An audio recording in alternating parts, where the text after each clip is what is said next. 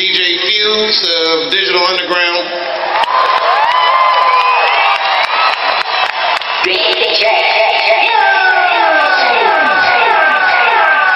part of my affirmative action plan, I'm trying to give white DJs a chance. People like Fuse have played in hip-hop's minor leagues for years so that Eminem could be in the majors. I'm just fucking with you, Fuse. This is not the minor leagues. Fuse brought sound effects too. We have tons of them. We do this all the time. Fuse, give me a sound effect. Yes, that's I don't know what the fuck that is. What else you got, Fuse? Give him a minute. This motherfucker's surfing the web during the show. This is money well spent. He's probably uploading this show right now to YouTube so he can see what's bullshit? Oh no, there's a heckler in the audience.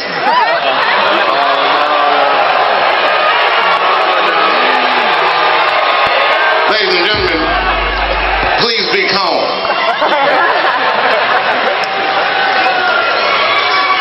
So anyway, this is like some rock star shit, and I see security is, I don't know what security is doing. There's a lot of hubbub around. Don't fuck with the man in the yellow shirt.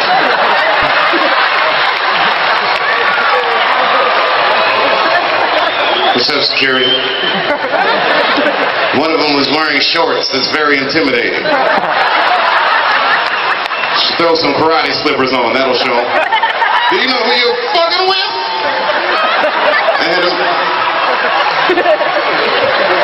I do shit like that. I go to Chinatown and wear karate slippers just to intimidate motherfuckers. I don't do that. That would be funny though if I was sneaking up on people in Chinatown. Well, you got them on too, nigga.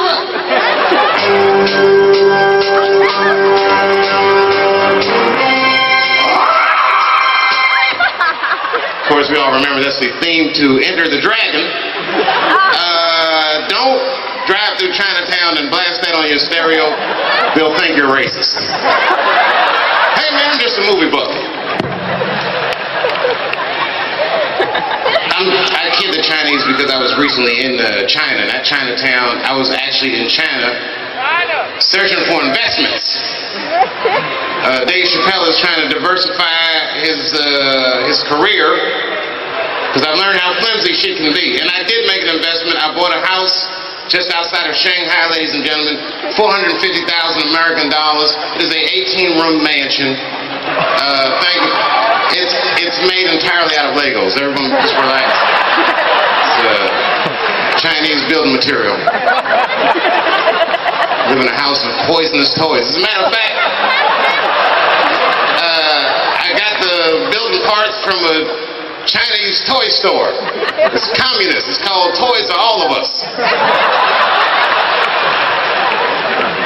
Alright, I made that part up. But when I was in China, I had a chance to see the Great Wall, and I know that there are a lot of Chinese American audience members, and I want to say congratulations to you. It's a fucking phenomenal wall.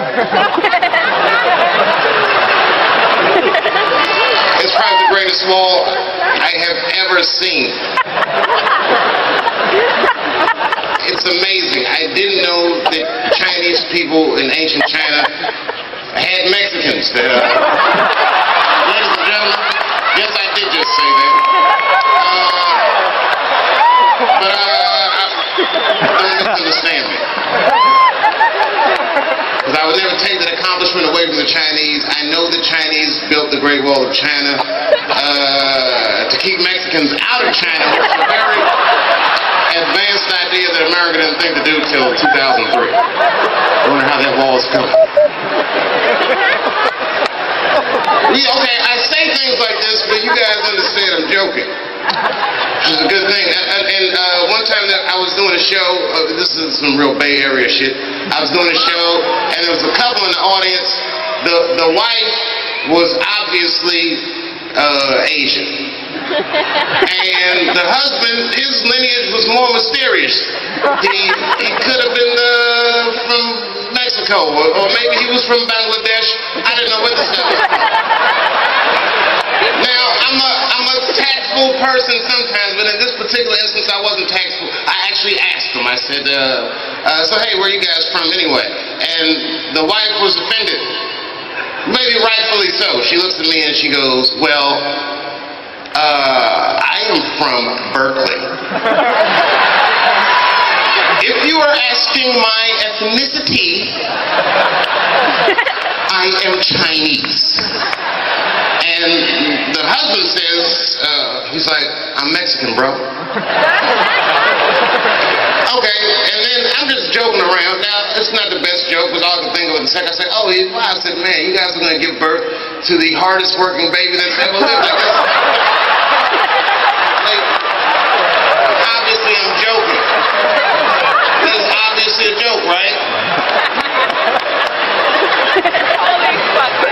Everybody knows that babies don't work in America. Folks, I'm just trying these jokes out. I'm writing the jokes for the Republican Party. I'm just joking around again. I'm not even political. Oh my God. So I don't know if you guys heard about it. I had a little nasty spill in a show in Miami a couple weeks ago. Yeah, it was terrible.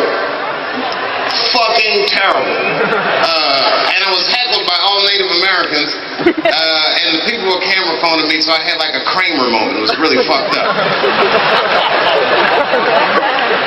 Yeah, if such thing was possible for a black comedian, that actually happened to me. I had a Kramer moment. And I have mixed feelings about what happened to Kramer. I don't want to bring that up again, because, you know, I'm a black dude, so obviously I was fucking furious when Kramer said what he said. But I'm also a comedian. The comedian in me was just like, phew, this nigga's having a tough set. Hang in there, Kramer. Don't let him break you. You know, I can relate to that. Everyone has a bad show. I had one a couple weeks ago. It's just part of my business. We all have bad shows. But rarely do you have a show that's so bad that you have to meet with Jesse Jackson within a week afterwards. That's a really bad show. It's the worst show since Siegfried and Roy got mauled by their own tiger. And in a way, isn't that why we all go to the tiger show? You don't go thinking that the guy's going to be safe with tigers. You go thinking in the back of your mind, this motherfucker might get bit. And I'd like to see that for $35. Very rarely do you see a hilarious tiger maul. Of course, with one career, you might see one person get mauled by a tiger and be able to make a joke about that, which it isn't funny. My lifetime, there's been two. There was one at the zoo in San Francisco. Which is why San Francisco is such a weird city. This is the only city that the person will get mauled by a tiger at the zoo, which is fucking horrific. And the entire city blames the victim.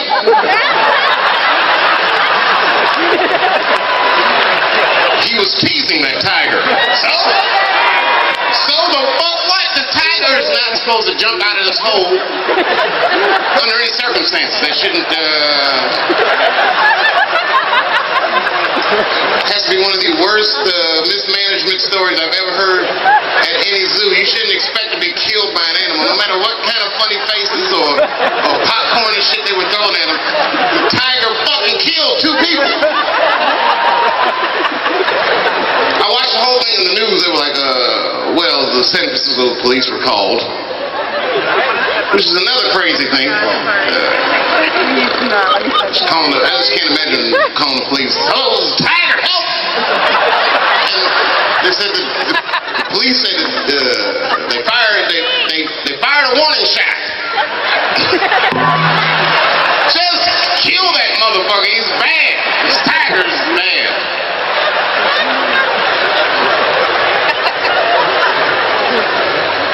This tiger's not rehearsing. The news said that the tiger chased one of his victims 300 yards. God damn. 300 yards. That's 3 football fields. You know how fast you have to run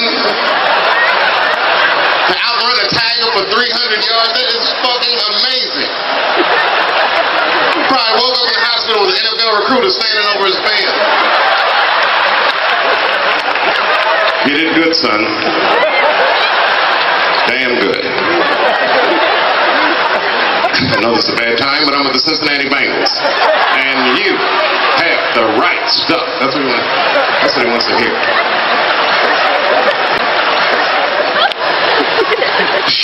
America has an African president. It's fucking, I never thought that would happen to me. And they captured Osama bin Laden. So we can all just, it's over. Everything's back to normal. He's gone. So I'll just act like none of that shit ever happened. Not only did they capture Osama bin Laden, they shot him dead and threw that motherfucker in the bottom of the sea like Megatron. Like they left room for a sequel. Maybe Osama will come back.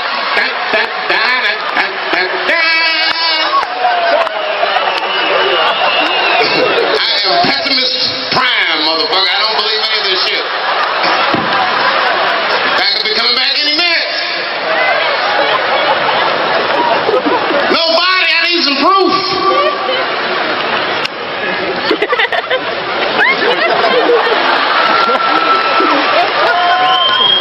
What happened to Osama bin Laden? Where's the body? We threw it in the bottom of the ocean. We're done with it.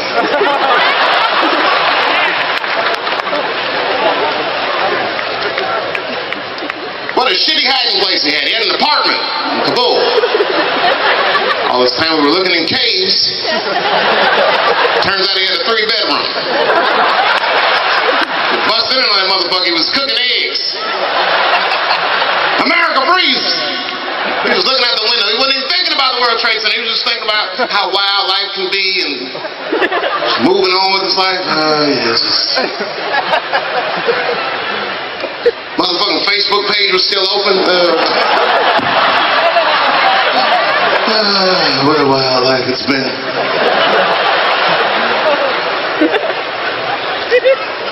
Shot that motherfucker. Praise America! Oh no! Wow! You see it like a movie. It's him falling back in slow motion. Hot sauce falls out his hands.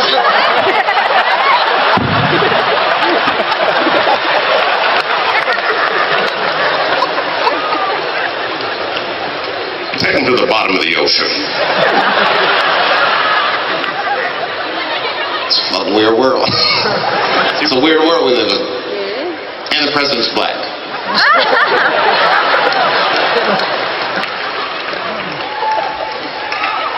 It was weird because I was watching the Cosby Show. And it was the one where Rudy got a dog. And then I realized I was watching CNN and it was Barack and the... Not Rudy at all. I rarely come out, but tonight I came out because one time I did this show, this very show, and they gave me a birthday cake on the stage. I'm not really into birthdays, but man, it was one of the nicest things, and I really appreciated it, and I didn't forget it, and I get to work with dudes like Chris Tucker and Kat that I never get to see.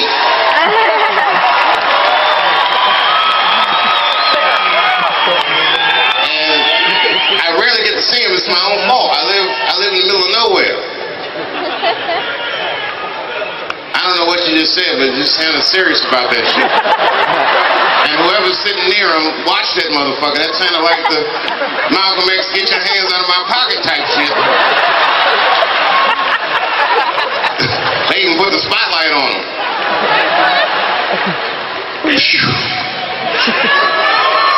Alaikum salam to the Muslims, Ramadan Mubarak to the Muslims. I didn't know there were so many Muslims here. Everyone relax.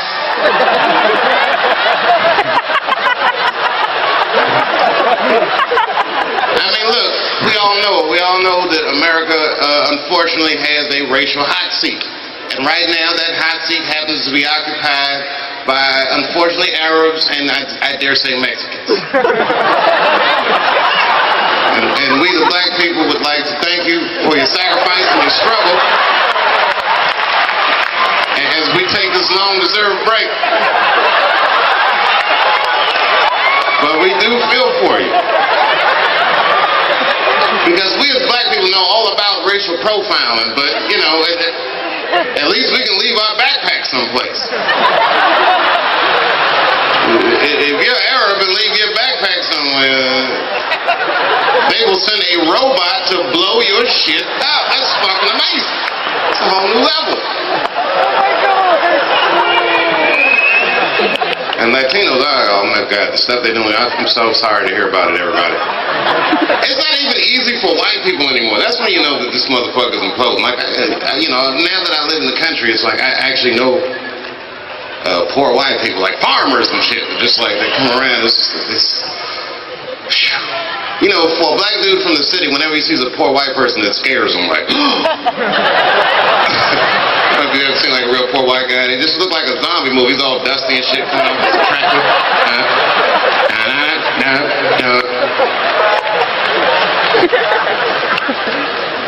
We're all in it together. Told you I'm running out of shit to talk about. I'm working up for the finale. Now here comes my finale. Here's a question I had to, okay, do you guys get like drink service at this table, or can you like go to the bathroom? You can't even go to the bathroom, can you? This table's tough, isn't it? Just sitting on stage. It's fucking weird. Just having them sitting there, it's like fucking weird. I know you're somebody's friends though, right? Like, you know somebody backstage, no? My wife don't even have a good seat. What the fuck is wrong with this place? My wife is somewhere out there. These motherfuckers are sitting right up on the stage.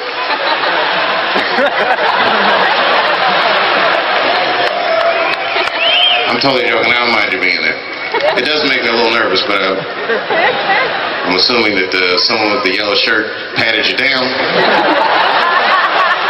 Lost some karate slippers on him.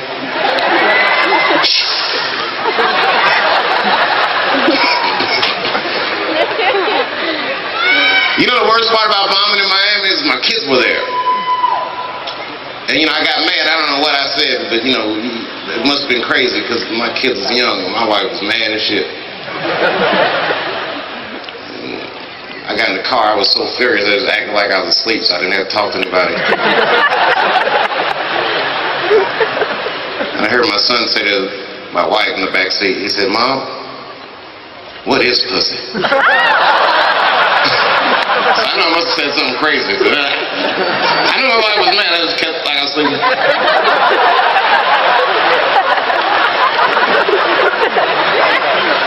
She said, "Son, pussy is what keeps this family together." Drove off into the night. I love you, San Jose. I thank you. It's good to see you again. Good night.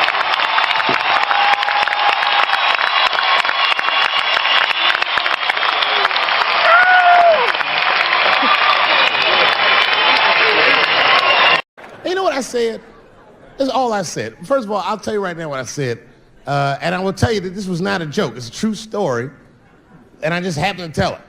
All right, what happened was I went to a gallery party. All right? I don't know who in here has ever been rich before, but these are very nice parties. You know, wine and cheese and ball of conversation. And there was a few eccentric types, one of which was a very wealthy man that happened to be wearing a dress. I don't know what you call him, man. This is a tranny or a drag queen, perhaps. Whatever it was definitely a man. And this man was definitely on drugs. I don't know what kind of drugs he's on, but I knew he had too much. He didn't look good. It's like this. He's like, he looked sick.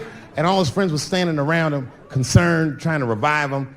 I don't know whether it looked like some kind of gay CPR. There was fanning and shit.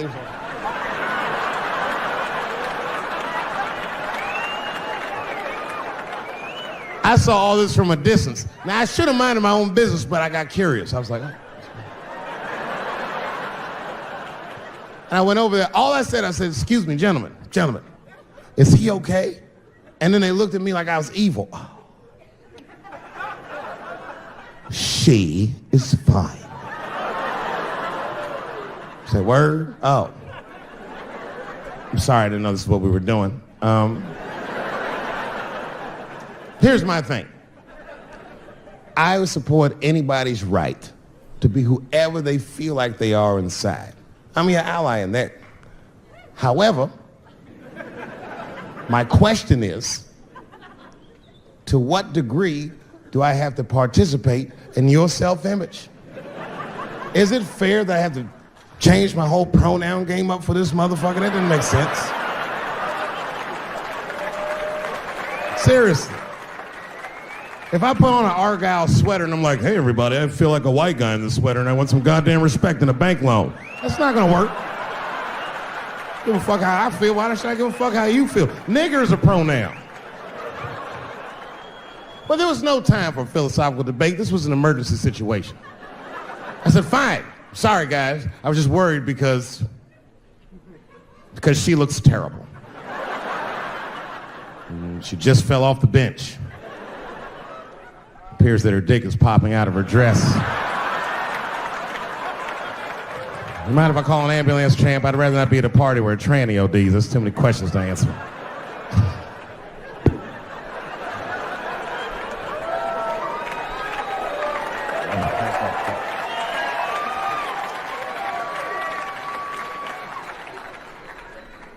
Okay, I've been through this before. I had a friend from high school. Now, in high school, this guy was a thug, right? He was a fucking dope boy. He did it all. He's a wild dude. People used to be very scared of him. And then after high school, word on the street was he'd come out the closet. I personally didn't believe it. I bring him up because last year, he calls me out of the blue like, yo, what's up, man? I got your number from so-and-so, and I heard you're going to be in New York doing a show. Could I get some tickets? I was like, fuck yeah, get some tickets, man. How you been? He said, well, we'll catch up at the show, man, but yo, I appreciate it. I'll see you soon. I said, all right, man, take care. And I was about to hang up, and I couldn't resist. I was just like, hey, nigga, I heard you was gay. What's going on with that?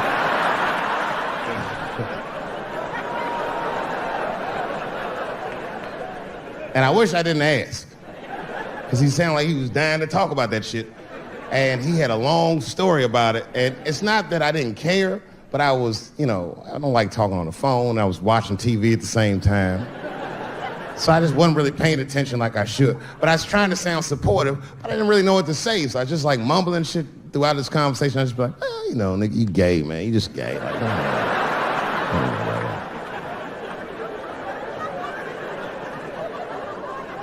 This went on for a while, and then finally I had to say something like definitive to get him off the phone. And I was like, hey, man, you know what? Don't let people get you down, all right? And the next time someone tries to make you feel bad about yourself, just remember, everybody fucks funny to somebody.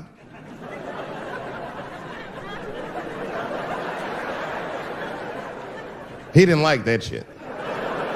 He's like, what the fuck does that mean? I said, huh? He said, you saying I fuck funny, motherfucker? I said, no, that's not what I'm saying. I'm saying everybody's different. He said, you ain't say different, nigga. You say it funny. What's so fucking funny about the way I fuck? And I said, hey, man, I fuck feet. He said, what? Oh, this is not a joke, ladies and gentlemen. I get women to squeeze their feet together like this, and I fuck them right in that little space in their feet. But you can't build a community behind that shit. There's no flag for us. That shit made him laugh. And the next day, after the show, I saw him backstage. He was like, yo, what's up, man? I'm like, oh, shit, what's going on? And he had his buddy with him. He goes, Dave, I want you to meet Manuel. Manuel's my fiance. We're in New York getting married because it's legal here. I said, well, congratulations, fellas. And Manuel was like, gracias. And he went to go get some drinks.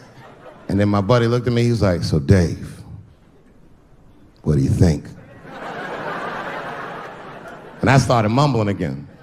You gay, nigga, you just gay. He said, yeah, I'm a little nervous about getting married, man. It's a big step. I said, yeah, it is. It's a big step. He said, well, you've been married for a while. You got any advice for us? No, I'm married to a woman. Sorry about that. And they corrected me. He said, no, you married the person that you love. So it's essentially the same. I said, you know, man, the problem with that statement is that it makes the assumption that I love her. But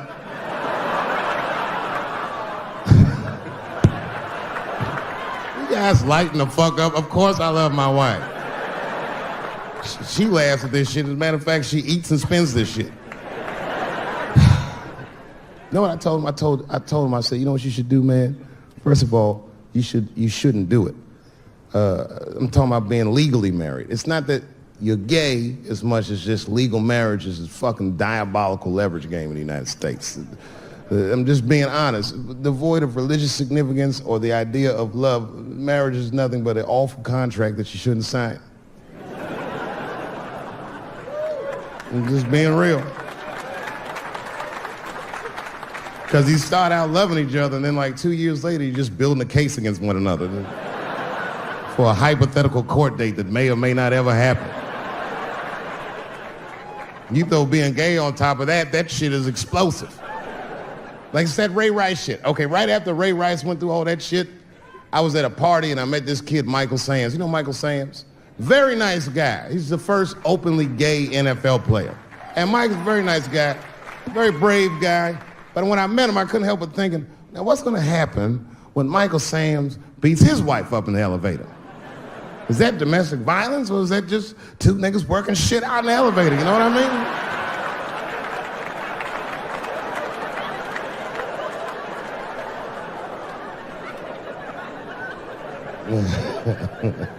Anyway, I give all married men the same advice, gay or straight. Get a dog. His dog will love you all the time, but she's not going to. It's real talk. I didn't even know about dogs, and my kids got the dog. They brought him home from the shelter, and I didn't even want him. They were like, can we keep him? I said, nope. I said, where'd you even get this dog? They're like, we got him from the shelter. I was like, ugh. Probably something wrong with him. You can't keep him. And then my kids started crying and screaming like the dog had gambling debts. Please, Dad, if you don't let us keep him, they're gonna kill him. I was like, oh. All right, you can keep him. And this dog was a menace.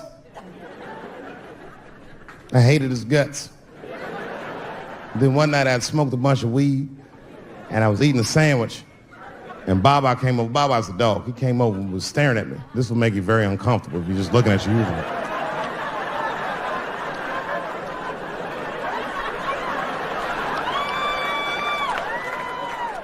I had to give him a piece of my sandwich so he'd go away. And that's how we became friends.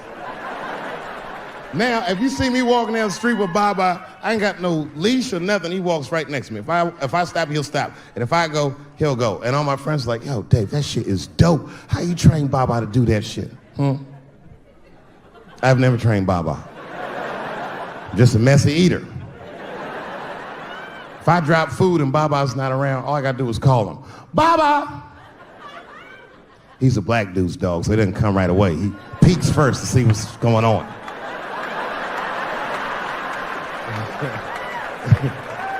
I gotta tap my foot so he can see the food. Over here, little buddy. And he's like, thanks, Dave. He'll come get it and run off. Thank you very much for being here. But before I start tonight, I just wanted to read a brief statement that I prepared. I denounce anti-Semitism in all its forms. And I stand with my friends in the Jewish community. And that, Kanye, is how you buy yourself some time.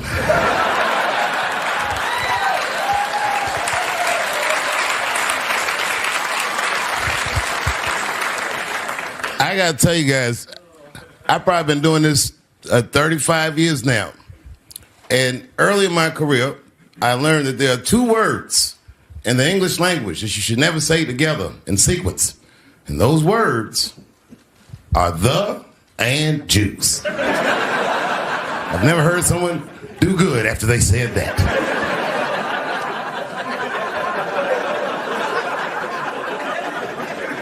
Kanye's gotten into some scrapes before. Normally when he's in trouble, I pull up immediately. But this time I was like, you know what? Let me see what's going to happen first. Let's want to see where this is all going. I can't even remember how it started. Vaguely, I remember it started with a tweet, strange tweet. It was like, I'm feeling a little sleepy. I'm going to give me some rest, but when I wake up, I'm going to go DEFCON 3 on the Jews. And then he just went to bed. I was up all night worried. What is he going to do to the Jews?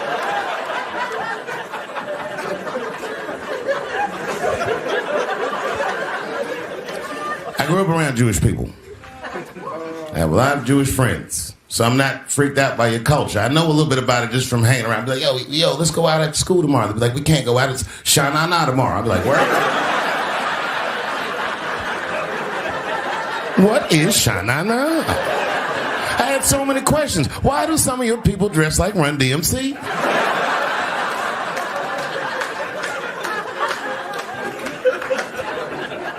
When Kanye woke up from that nap, he went right to work.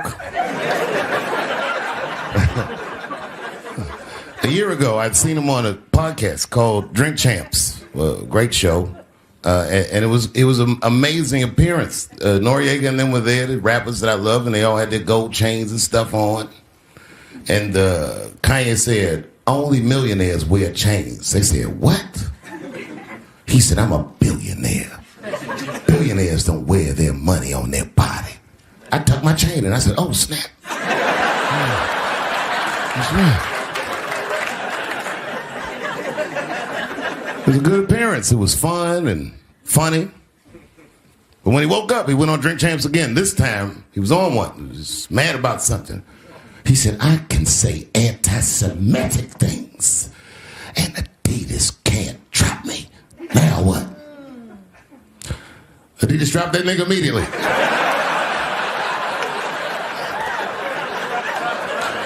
Ironically, Adidas was founded by Nazis. And they were offended. I guess the student surpassed the teacher.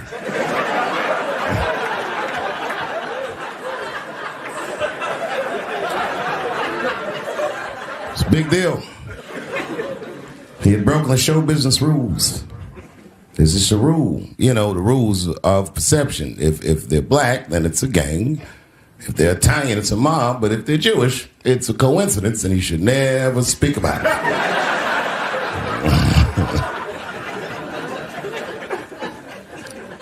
Kanye got in so much trouble, Kyrie got in trouble.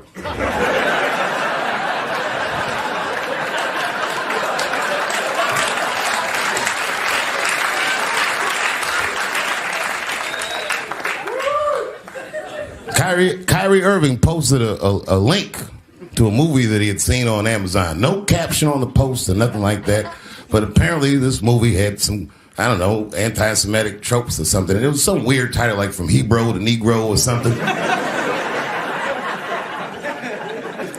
And the NBA told me he should apologize, and he was slow to apologize. And then the list of demands to get back in their good graces got longer and longer, and this is where, you know, I draw the line. I know the Jewish people have been through terrible things all over the world, but you can't blame that on black Americans. You just can't. You know what I mean? Thanks to the one person that said that. A fair punishment would be he should just post a link to Schindler's List and y'all write your own captions.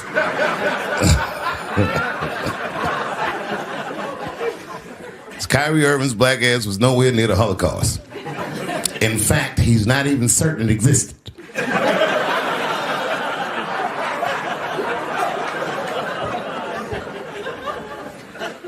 I saw one news pundit screaming about Kanye. She said, mental health is no excuse for that type of language. Yes, it is, bitch. You can kill somebody if you're mentally ill. Listen, okay, I don't think Kanye is crazy at all. I think he's possibly not well.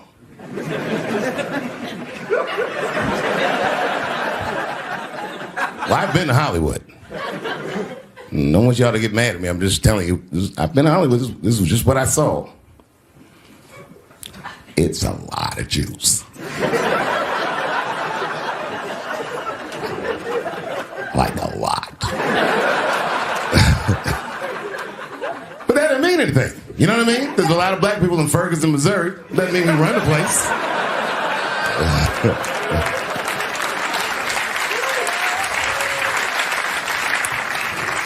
I could see if you had some kind of issue, you know what I mean? You might go out to Hollywood and your mind might start connecting some kind of lines, and you could maybe adopt the delusion that the Jews run show business. It's not a crazy thing to think. But it's a crazy thing to say out loud in a climate like this.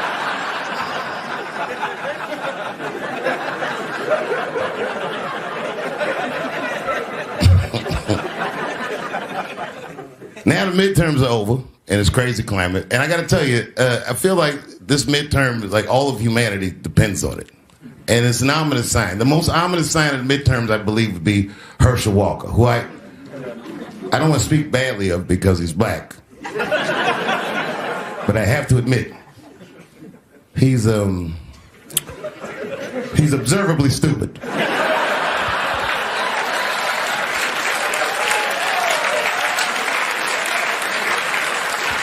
Even when he's not talking, his mouth be open a little bit like. He's the kind of guy that looks like he thinks before he makes a move on tic-tac-toe.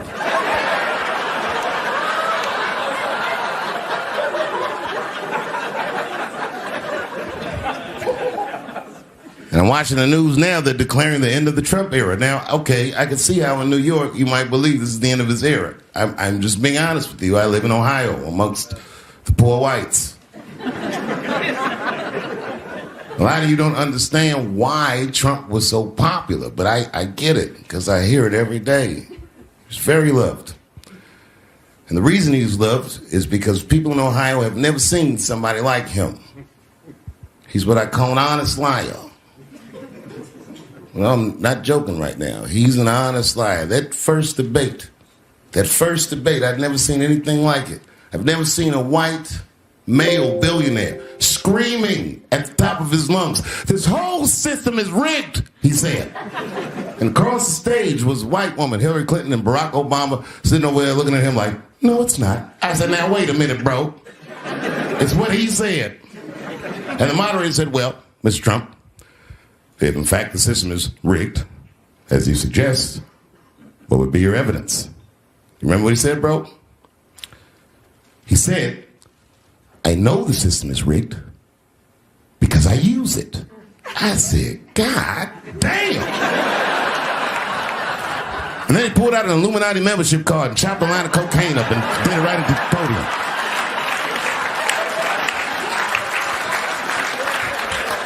No one had ever heard someone say something that true. And then Hillary Clinton tried to punch him in the taxes. She said, "This man doesn't pay his taxes." He shot right back. "That makes me smart." Gay people have a hard time doing that recently.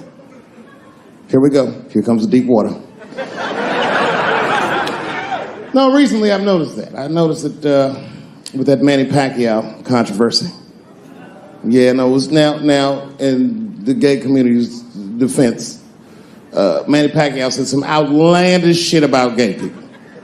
Very, very not nice things that I won't repeat, but there was biblical verses and some analogies to animals.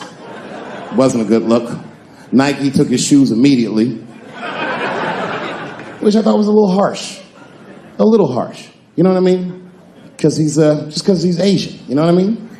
Fuck, you gonna take shoes off Asian dude to appease a gay dude? You know what I mean? No, you don't know what I mean. But Asian people kind of know what I mean. No? No Asians in the front? No? No, this is what I mean. Okay, look. Okay, you're an Asian dude. No, I say this with no disrespect. But we're all Americans, right? And we can agree that America has a huge body count all over the world, but nowhere more than Asia. Literally, if you look at history, recently, we have bombed the masculinity out of an entire continent. We dropped 2 atomic bombs on fucking Japan, and they've been drawing Hello Kitty and shit ever since. There's a lot of lady boys in the wake of our bombs. And I know these things because my wife is Asian. She's Filipino. All right, well, okay, so that explains it. Now you know why you see me at all those Filipino events. I'm out there picking up pussy. I'm dropping some off.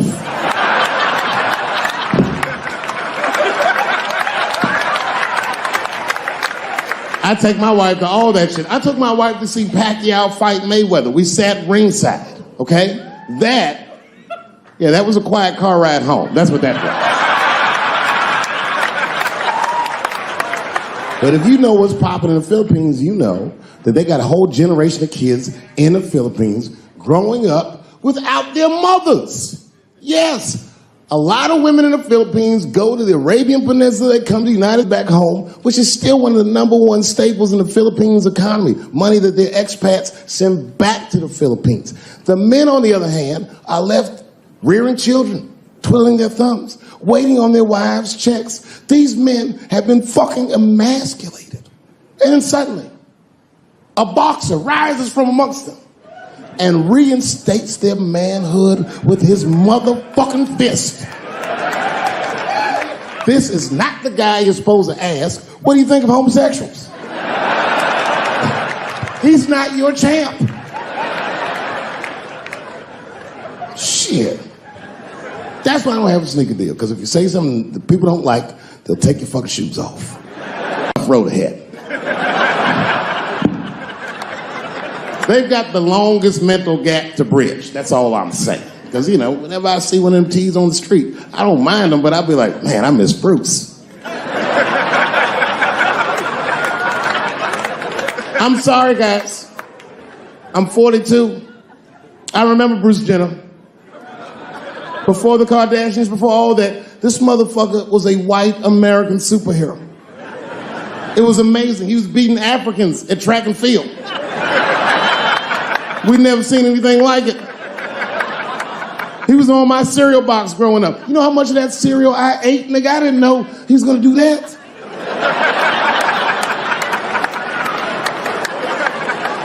I knew before you guys knew. I heard things on the street in Hollywood. You know, you just be out, see people. Hey, what's up, Kanye? Why the long face? Nigga, you'll see. I got 2 mother-in-laws now. And when I heard he was gonna do it, I was scared. I didn't think the public was ready. I didn't think the media was ready. And you know what? I was wrong. Never seen anything like it. Welcome to the world, Caitlin. So long, Bruce. Hello. Somebody called me a nigga in traffic last Wednesday. It's so long, it takes a minute.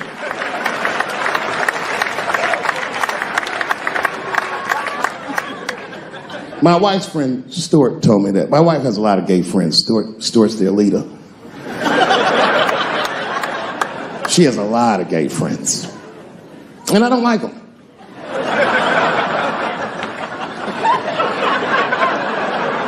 Not because they're gay, I'm just judging them on the merits of their character. They're just not nice dudes. They're fucking rude house guests. They're sitting on my couch, giggling with my wife, eating my motherfucking macaroons.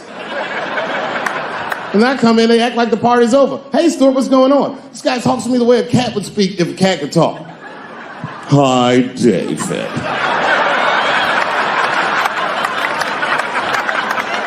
Stuart, what's all the beef, man? What's going on?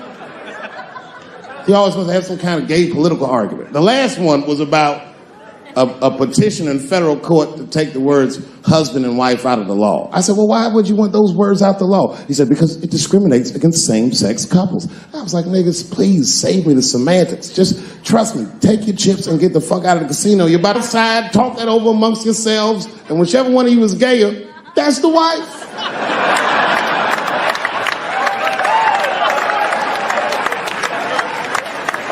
No, Stuart didn't like that. Stuart educates me about this movement, you know what I mean? I didn't even know shit about it. He told me it's called LBGTQ.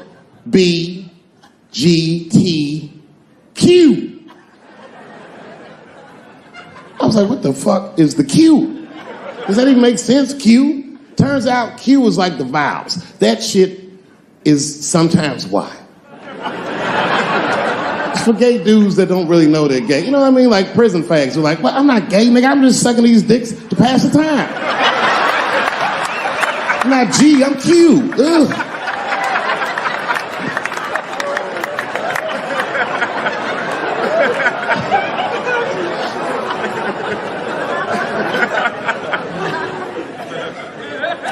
I think, okay, again, of all those letters, the T has the toughest road ahead. In fact, I think the T should stand for tough. If Martin Luther King had a sneaker deal, we'd still be on the back of the bus. They always true, the Nike exec come up, hi, Martin, we need you to tone down the talk of civil rights and blacks being humans. It's upsetting our southern distributors. But I don't understand. I thought that's why I had a sneaker deal in the first place. Not quite. Really, it's a walking shoe, and we like the marching, but try to understand. Fuck that shit.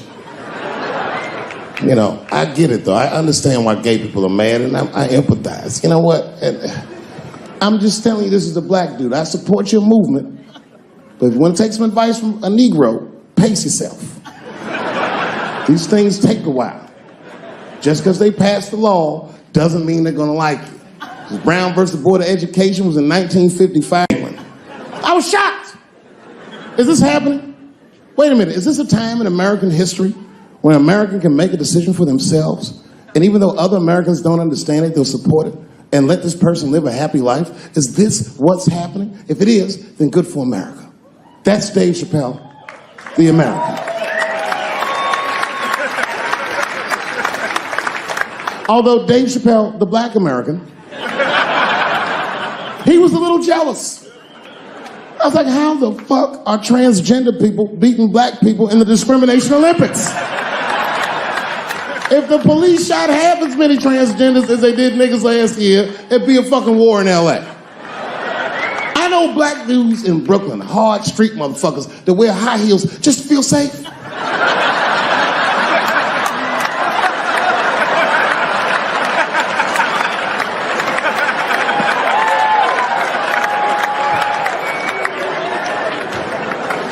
Transgenders are gangsters. I used to do business with a transgender in Hollywood. Man, everybody would be scared of her in the boardroom. She walk in there, newly minted woman, high heels, purse. Shit.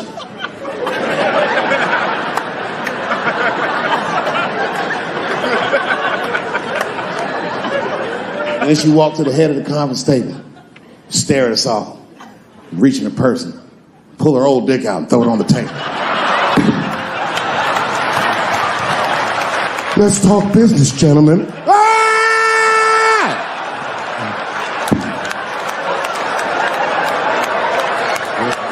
Shit is scary as fuck. If your best friend pitched that to you, you'd be horrified. Yo, nigga, let's go to the hospital and cut our dicks off and make pussies out of them shits. What? Can't we just get matching jackets or tattoos or something? Sure, that's what you want to do? There's only one way to find out, nigga. Wu-Tang, bow, bow. Let's go to the club and trick niggas into fucking us, yeah. I know it's fucked up, but I tell you the truth. You know, everything's funny. Everything's funny until it happens to you. 3 months, a mere 3 months after that terrible attack that Chris Rock endured, I was on stage at the Hollywood Bowl, and a lunatic jumped out of the crowd and attacked me. Now, I gotta tell you, if it happens to you, you don't even know what the fuck is happening. It was like slow motion. I just looked over. I don't know this nigga. And I just looked and said, oh my God, I'm being attacked. And this motherfucker was ragged. He jumped at me. He was like, ah! I'm old, but I'm fast. I caught this motherfucker's head with my hand and pulled his hoodie over his eyes. I can still feel his head in my hand. It was spongy. He had been growing dreadlocks. Not the beautiful dreads that breastfarians grow. These were accidental LA homeless dreads.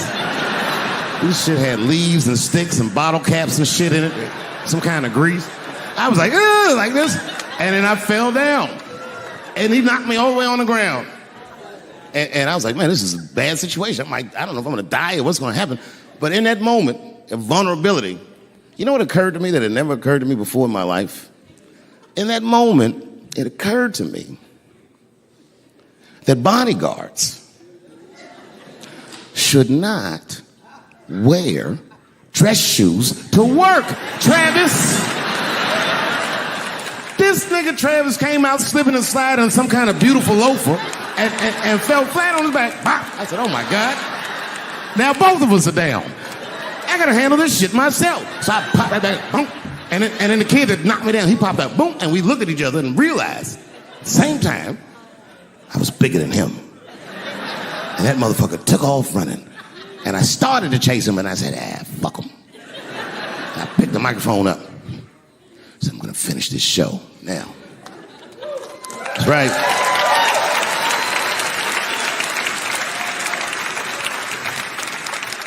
For 3 months before that, I'd been making fun of Chris Rock.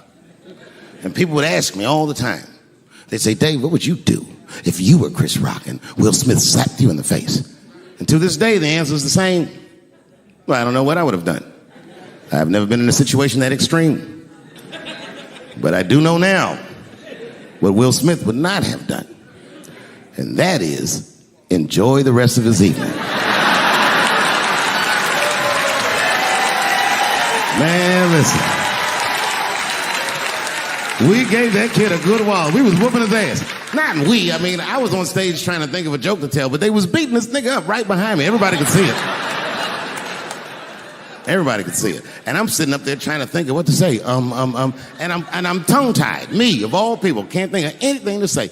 Look at my karma. Just that moment. Of all the people in the world, Chris Rock walks from backstage, walks up to me in front of 20,000 people, grabs the mic out of my hands and looks at the crowd and goes, was that Will Smith? Man, motherfuckers fell out of their chairs laughing. I was standing there looking stupid. I was fucking furious because I'm thinking in my mind, nigga, this is my attack. You got attacked 3 months ago. Now you have jokes. So I snatched the mic back from Chris and tried to get one off, but my shit did not go good at all. I didn't know what to say. I was just like, it was a trans man. And the crowd was like, boo. It's LA, we like trans people, boo. I know, I felt so bad. I felt so bad. But I know why I did it. You'd have to be there to understand, but man, when that guy tackled me, it was like it's like a movie or something. You gotta picture this. Picture a famous person you like. Every famous person you could imagine was at that show. It was like the biggest night that Hollywood had ever seen. And when that guy tackled me, he cleared the bleachers. I had to watch the tape afterwards to know this happened, but as soon as he tackled me, Jamie Foxx was the first motherfucker that jumped out of the crowd. He was wearing a white cowboy hat like he knew this shit was gonna happen to him. Never seen this nigga in a cowboy hat before. And Jamie started chasing that motherfucker around like any given Sunday. And that kid was fast as shit, was juking and shaking, and he broke Jamie's ankles, and he just kept running. And then Jon Stewart from The Daily Show ran from backstage and jumped at this motherfucker like Super Jew. He was like, ah! And the kid seen Jon coming, so he jumped back, and Jon went flying that way. And this kid was fast. And then he turned around, he sees the emergency exit, he starts running for the emergency exit. Just before he got to the door, motherfucking Puff Daddy from Bad Boy Records jumped in front of the door. That nigga was like,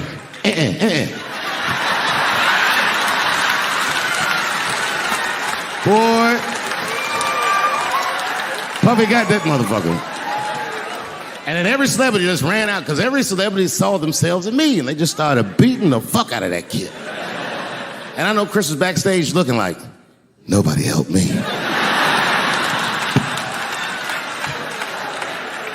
Everybody hates Chris.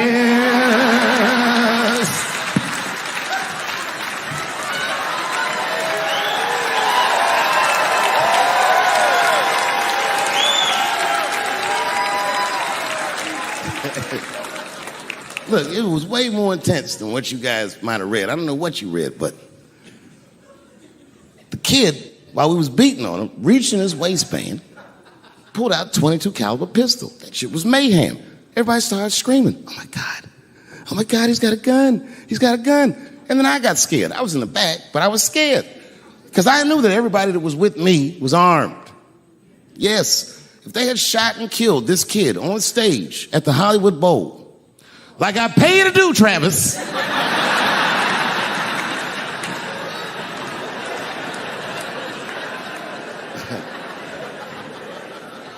But Travis G'd up. Travis wrestled the gun out of the kid's hand, and then he took it like this and tried to chamber the round, and he couldn't. So he pulled the trigger, and it wasn't a gun. A knife blade popped out of the front. I guess this kid was going to stab me. Some scary shit.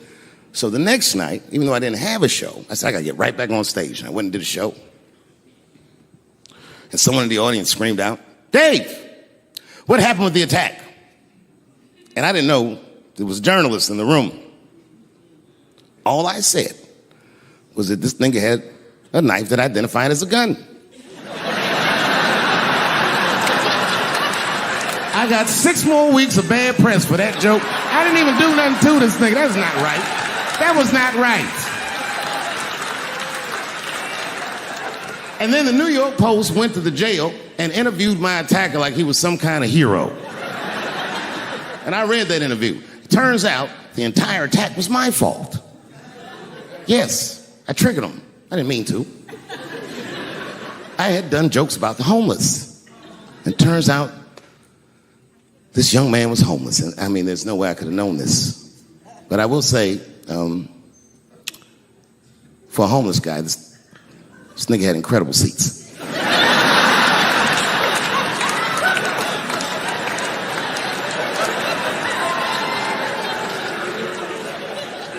Oh, and they said I triggered him because I had done LBGTQ jokes, and it turns out this fella was a bee. That was the headline in the article. It said, Dave Chappelle's alleged attacker is bisexual. I said, alleged attacker? This motherfucker definitely attacked me. I'll show you the tape. He's allegedly bisexual. I'm gonna need to see him suck somebody's dick before I believe the rest of this article.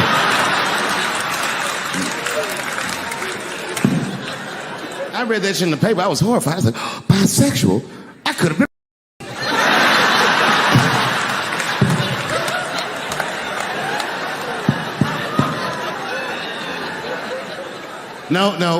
No, you know what though?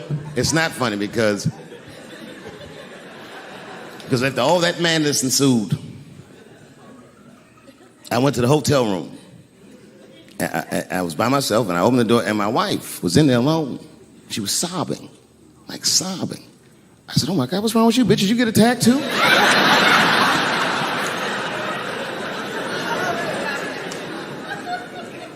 And she's crying. She said, oh my God, David. She said, if you had died tonight, me and the kids would have nothing.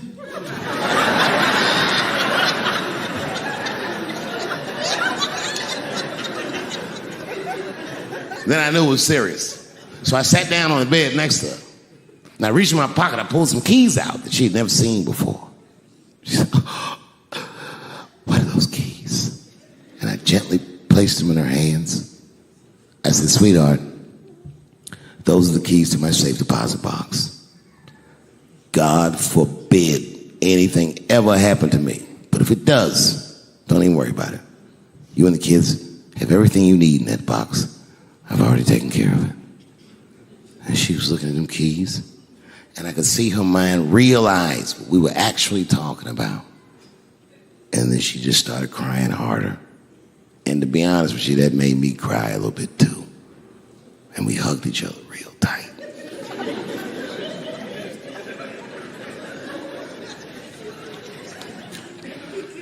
you know this bitch looked in the box while I'm alive and well?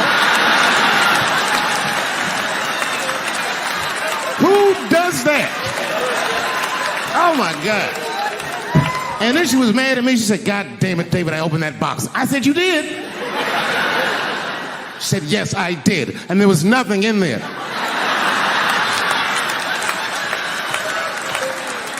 I said, nothing.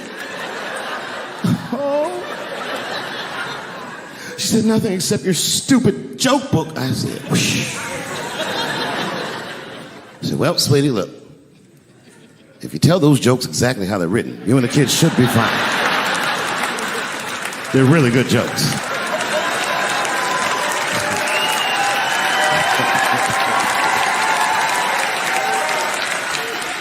She's like, good jokes? What is this shit? Come join me in my watery grave. No, you gotta roll your throat. Join me in my watery grave.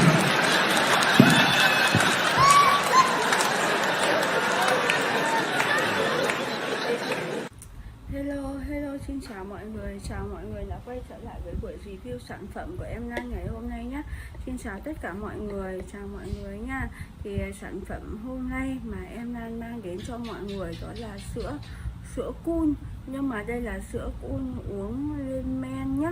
Sữa uống dinh dưỡng lên men và hương của nó là hương Việt Quất. Đây có nói một cách khác, đây là một cái loại sữa chua uống nhé.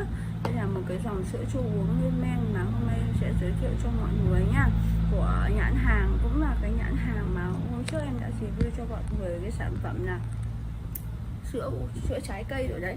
Thì hôm nay chúng ta sẽ cùng tìm hiểu đến sữa chua uống nhé, của nhãn hàng Cool này. Mọi người có thể thấy đây là của nhãn hàng Cool nhé. Đấy, thì mọi người có thể thấy sữa Cool của chúng ta thì rất đa dạng, rất chi là nhiều cái mặt hàng khác nhau, thì chúng ta sẽ cùng tìm hiểu xem là như thế nào nhá. Sữa Cool và sữa tốt cho sự phát triển của trẻ, giúp tăng chiều cao. Thì chúng ta sẽ cùng tìm hiểu xem là cái sữa chua uống Cool này nó sẽ như thế nào nhé. Bạn có thể biết đến sữa Cool được rất nhiều phụ huynh lựa chọn. Thì thì hãy cùng em tìm hiểu về cái công dụng của sữa chua uống lên men của Cool này nha. Sữa Cool được rất nhiều bạn nhỏ yêu thích với hương vị thơm ngon và cũng được nhiều cha mẹ tin dùng và tin dùng giúp hỗ trợ sự phát triển của con mình. Sản phẩm sữa này thì được làm từ sữa bò nguyên chất và dẫn chứa rất nhiều vitamin, cho mẹ mượn cái rũa móng tay, khoáng chất tốt cho trẻ. Thì hãy cùng tìm hiểu với mình, cho mẹ mượn cái rũa móng tay.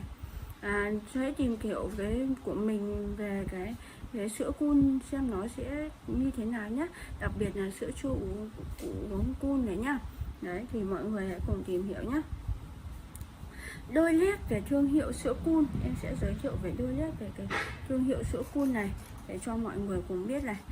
Đây là một sản phẩm sữa đến từ nông trại Love Infam thuộc công ty cổ phần sữa IDP thuộc tập đoàn đi gì đấy của Úc, thuộc tập đoàn của bên nước Úc nhé. Mình chỉ nắm gọn là như thế thôi. Đấy. Đây là một tập đoàn có nông trại bò sữa Ba Vì, được quản lý theo các tiêu chí của Bộ tiêu chuẩn sữa tươi Việt Nam và vệ sinh an toàn thực phẩm. Đấy. Thì công ty cổ phần sữa quốc tế IDP được thành lập năm 2024. Tuy là thành lập chưa được quá là lâu, nhưng IDP đã chiếm được một số chỗ đứng nhất định trên thị trường sữa Việt nhờ vào sự đầu tư của công ty vào từng sản phẩm này, từ quy trình chăn nuôi, chăm sóc bò để đưa ra những cái sản phẩm sữa chất lượng nhất nhé. Đấy là chúng ta có thể tìm hiểu như thế về cái nông trại sữa bò này, về cái công ty của chúng sản xuất ra là của chúng ta như thế nhé. Hiện thì công ty có một trang trại chăn nuôi bò. Đấy, công ty của IDP này thì chúng ta sẽ trực tiếp chăn nuôi bò để đưa ra những cái dòng sữa thơm ngon nhất đến với khách hàng, chứ không phải là chúng ta đi nhập khẩu từ đâu nhé. Đây mọi người có thể là yên tâm sử dụng đấy nha. Thì hiện tại thì có một lông trại chăn nuôi bò sữa tại Ba Vì đấy, Hà Nội, với diện tích là 25 hecta đấy, mọi người thấy chưa? Đầu tư rất chi là nhiều luôn. 25 hecta đấy thì với 5.500 con bò sữa đấy, với công suất là 5.500 con bò sữa thì do sự đầu tư chỉnh chu trong quá trình sản phẩm thì từng sản phẩm của các sản phẩm sữa mà các sản phẩm sữa của IDB thì luôn được các nhà tiêu dùng quan tâm đấy. Thì sữa cool có thành phần sữa chua uống cool đấy, để chúng ta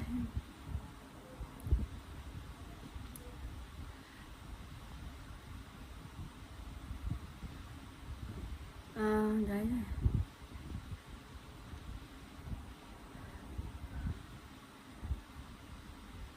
Chúng ta thì có thể thấy được ở trong cái sữa thành phần của sữa lên men tự nhiên này thì sử dụng cho trẻ từ 2 tuổi trở lên, và nên dùng từ 3 đến 4 chai một ngày, lắc đều trước khi sử dụng, và sản phẩm dùng cho một lần sử dụng. Ngon hơn khi chúng ta uống lạnh đấy, ngon hơn khi chúng ta được uống lạnh với những cái sản phẩm như thế này nhé mọi người nhé. Đó. Sữa trái cây cool thì thơm ngon này, sữa giàu vitamin và khoáng chất, là một cái dòng sữa chua uống thì rất nhiều bé yêu thích. Thì hãy cùng em tìm hiểu xem là cái sữa chua uống là như thế nào nhé.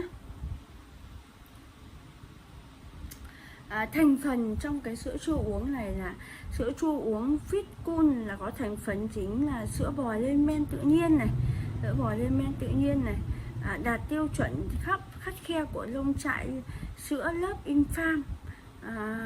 Hơn nữa thì sẽ bổ sung vitamin A, D, vitamin D, K2 và canxi cho bé phát triển một cách toàn diện, thì đặc biệt là tăng trưởng chiều cao. Và ngoài ra thì sữa còn nhiều thành phần dinh dưỡng thiết yếu như là chất béo và đạm đấy. Thì chúng ta hãy tìm hiểu năng lượng thì calo là 139,3 đấy, đạm thì là sẽ là 2,3 gram, chất béo thì là 1,1 gram, hydrat carbon thì là 30,1 gram này, canxi thì 148 mg, vitamin A là 342 IU đấy, vitamin D3 thì là 45 IU, và vitamin K2 thì 10,3 IU.